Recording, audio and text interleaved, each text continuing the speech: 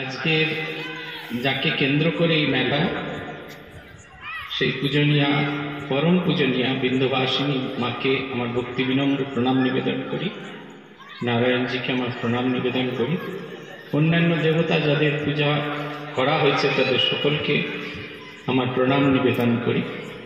উপস্থিত মঞ্চে উপস্থিত সমস্ত শ্রদ্ধেয় গুণীজন এবং মায়েরা এবং উপস্থিত ভক্তজন মাতৃমণ্ডলী, 22 বছর ধরে নিরবচ্ছিন্নভাবে এই মেলা হচ্ছে।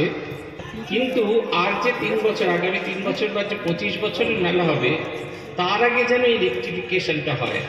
শুধুমাত্র সবজি দেখানো নয়, শুধুমাত্র অন্যের ভেতরে ঈর্ষা তৈরি করা নয়, তারাও যাতে প্রত্যেকেও যাতে উন্নত মানের এইরকম বড় বড় সবজি তৈরি করতে পারে, তার সাধনের দেখানো। তখন জানবেন তাতে কৃষি মেলার সার্থকতা।